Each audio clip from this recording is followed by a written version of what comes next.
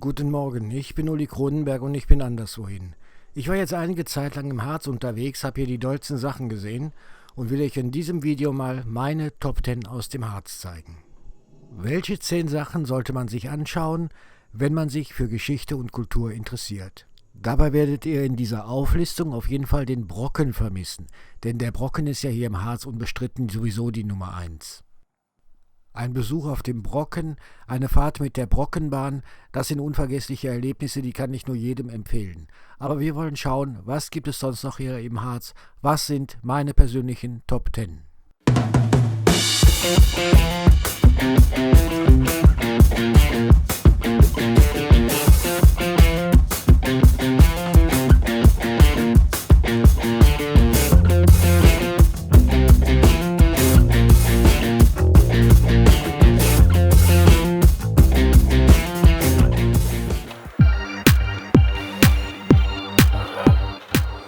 Die Nummer 10, das ist der Miniaturenpark in Wernigerode. 60 Harzer Sehenswürdigkeiten sind hier als Mini-Format in diesem Mini-Harz aufgebaut. Hier gibt es die Kaiserpfalz Goslar, die Stiftskirche Quedlinburg, das Wernigeröder Schloss und vieles mehr. Auch die Brockenbahn fährt hoch zum Brocken. 60 Modelle, alle im Maßstab 1:25. Das hier, das ist das Bergwerk Rammelsberg in Goslar. Dann gibt es die Rathäuser aus Wernigerode, aus Quedlinburg und viele Bauwerke mehr. Wer den Harz im Mini-Format einmal ganz sehen möchte, hier ist er richtig aufgehoben.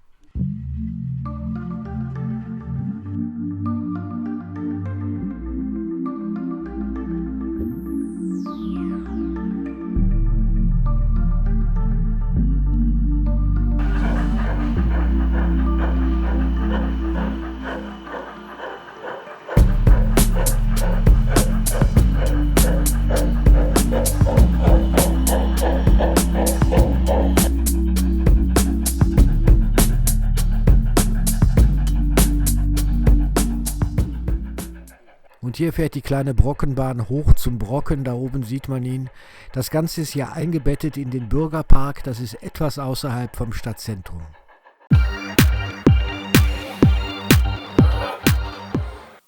Nummer 9, das ist die Königspfalz Zilleda. Das ist ein bisschen außerhalb vom Harz im Harzvorland am Kyffhäusergebirge. Hier auf diesem Plateau, da lag im Mittelalter eine Königspfalz. Heute ist das ein Freilichtmuseum. Das gilt übrigens als einzige vollständig ausgegrabene Pfalz in Deutschland. Schon im 7. Jahrhundert gegründet, war sie bis ins 13. Jahrhundert bewohnt. Hier waren Könige und Kaiser zu Gast.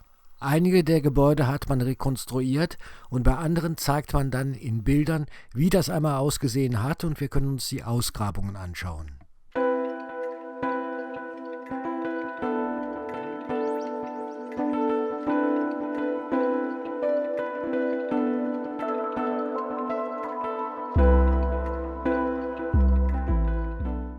Königspfalz Zilleda, das ist wirklich ein Besuch in der Geschichte.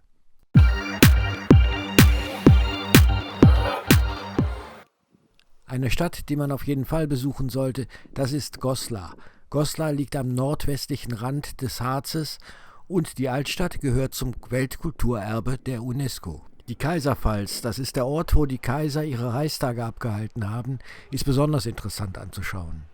Ansonsten ist die Altstadt mit ihren unzähligen Fachwerkhäusern wirklich sehenswert. Das hier, das ist der Marktplatz. In der Mitte, da liegt der Marktbrunnen, drumherum die Bürgerhäuser, das Rathaus und vor allen Dingen richtig toll ist das Gildehaus.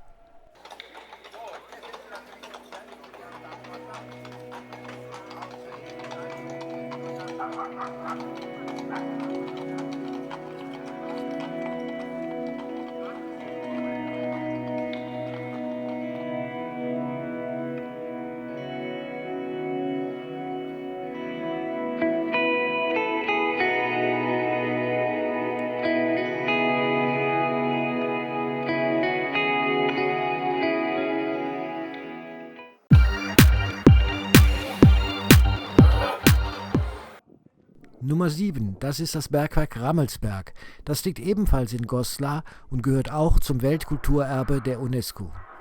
Hier gibt es Museen und Ausstellungen, die dazugehören, und außerdem kann man natürlich in den Berg einfahren und man kann auch Führungen im Berg machen. Da fährt die Bahn rein in den Berg, etwa 500 Meter tief geht's rein. Man sitzt in den kleinen gelben Waggons drin, so wie die Bergleute damals. Im Harz gibt es eine ganze Menge Bergwerke und Höhlen, die man alle besuchen kann. Jede davon lohnt. Ich habe jetzt Rammelsberg als Beispiel genommen, weil das ist eines der ganz großen Bergwerke und eben außerdem Weltkulturerbe.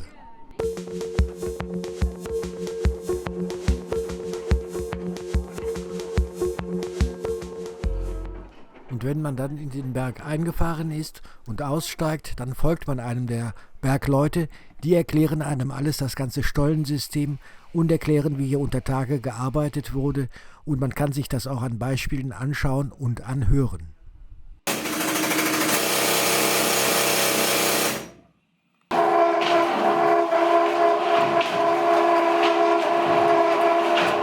Ich bin jetzt über das Erz gefahren und ziehe jetzt das Schrappergefäß nach vorne.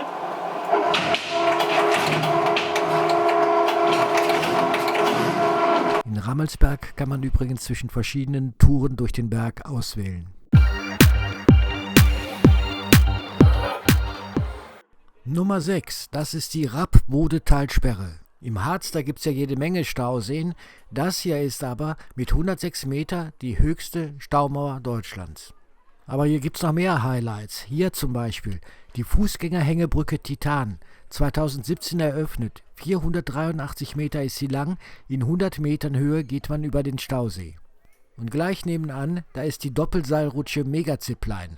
Sie gilt als die längste in Europa, ist etwa 1000 Meter lang und man fliegt etwa in 120 Meter Höhe über den Stausee.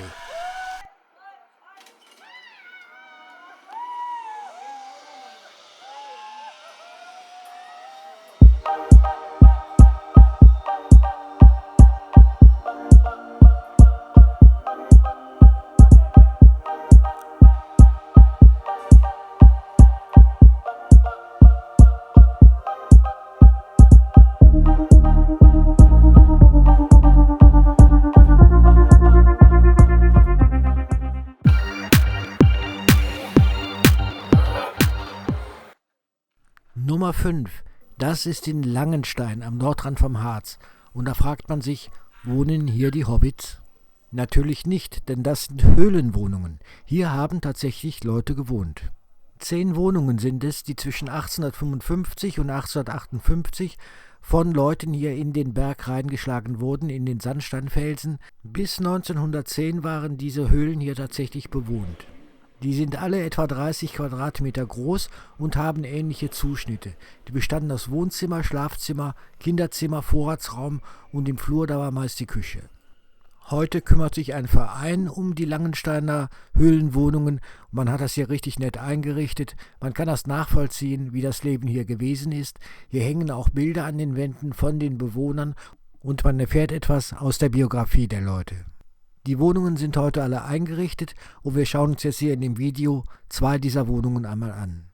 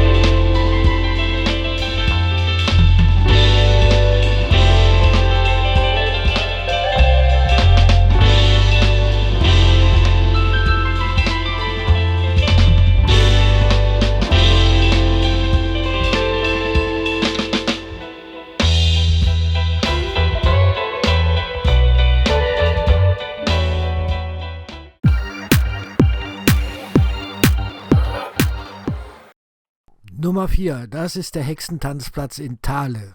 Das ist auf der einen Seite ein kleiner Freizeitpark mit vielen so Kinderattraktionen, aber auch ein mythischer Platz. Hier nämlich dreht sich alles um Hexen und den Teufel. Denn nicht nur auf dem Brocken haben sich in der Nacht zum 1. Mai die Hexen zum Tanz getroffen, sondern auch hier auf dem Hexentanzplatz in Thale. Etwas abseits vom ganzen Rummel, da findet man hier zum Beispiel einen Schutzwall, der aus dem 7. Jahrhundert stammt.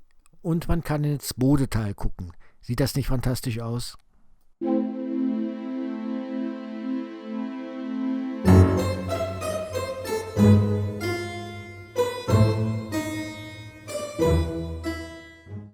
Für mich so ein richtiges Highlight hier oben ist die Walpurgishalle. Dieses Gebäude ist einem germanischen Bau nachempfunden. Oben schaut Wotan runter. Im Innern, da gibt es riesige Gemälde, die Szenen aus Goethes Faust darstellen. Und zwar Szenen, die hier im Harz spielen, vor allem in der Walpurgisnacht.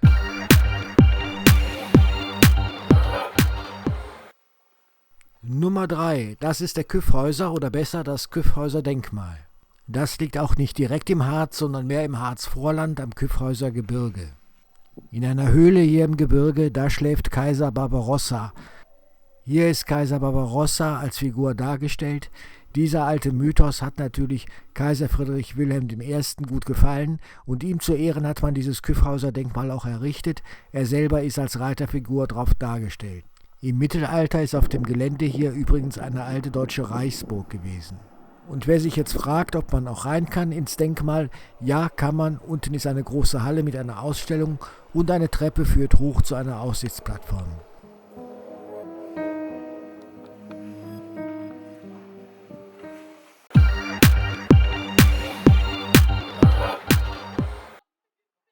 Nummer 2, das ist die Stadt Wernigerode, gleich am Nordrand des Harzes. Überragt wird die Altstadt von Wernigerode vom Wernigeröder Schloss. Das kann man besichtigen und hoch kommt man, indem man entweder zu Fuß geht oder wie wir mit der Schlossbahn hochfährt. Bis 1929 war Schloss Wernigerode der Wohnsitz der Grafen zu Stolberg-Wernigerode. Heute ist das Ganze ein Museum für die Kunst- und Kulturgeschichte des 19. Jahrhunderts, besonders eben dieser Hofkultur.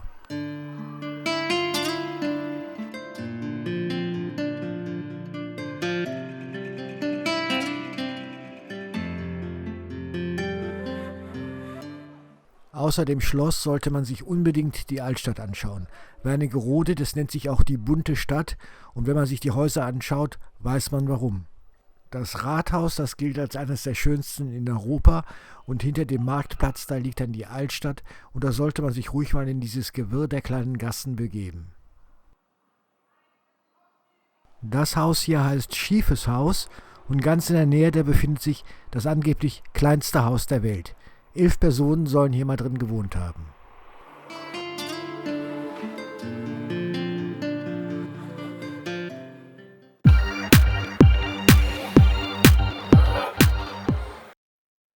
Meine persönliche Nummer 1, die Stadt, die man unbedingt gesehen haben sollte, ist Quedlinburg. Das ist das Rathaus hier am Marktplatz. Sieht das nicht herrlich aus? Diese Stadt mit ihren 1000 Fachwerkhäusern bietet nicht nur wunderschöne Fachwerkhäuser, sondern hat auch sehr viel an Geschichte zu bieten. Auf einem Hügel am Altstadtrand, da liegt die Stiftskirche mit dem dazugehörigen Schloss. In der Stiftskirche drin, da befand sich einmal das Grab von Heinrich I., das ist ja der Vater von Kaiser Otto I., sozusagen der Begründer von Deutschland gewesen. Und die Ottonenkaiser, die hatten ja eine Kaiserpfalz. Davon gibt es heute noch die Viperti-Kirche, das war die Kirche, die dazugehörte. Unten drin gibt es eine Krypta und die gilt als eine der ältesten in Deutschland. Die ist um das Jahr 1000 gebaut worden.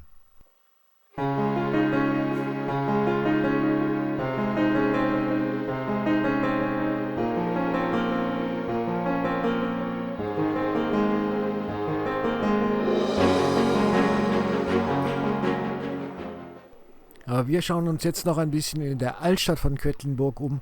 Hier gibt es so viele schöne, tolle Gassen, so viele Höfe.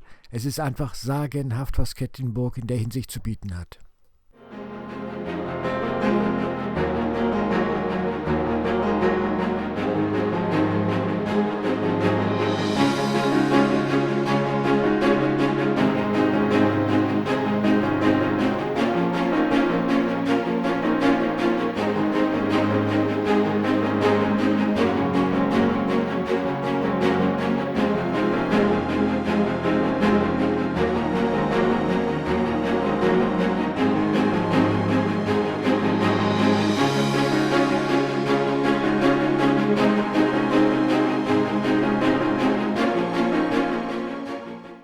das waren sie, meine 10 Empfehlungen, 10 Orte, die du gesehen haben solltest, wenn du im Harz bist. Ich hoffe, es hat euch gefallen. Wenn ihr andere Vorschläge habt oder anderer Meinung seid, dann schreibt es mir in die Kommentare. In diesem Sinn, tschüss.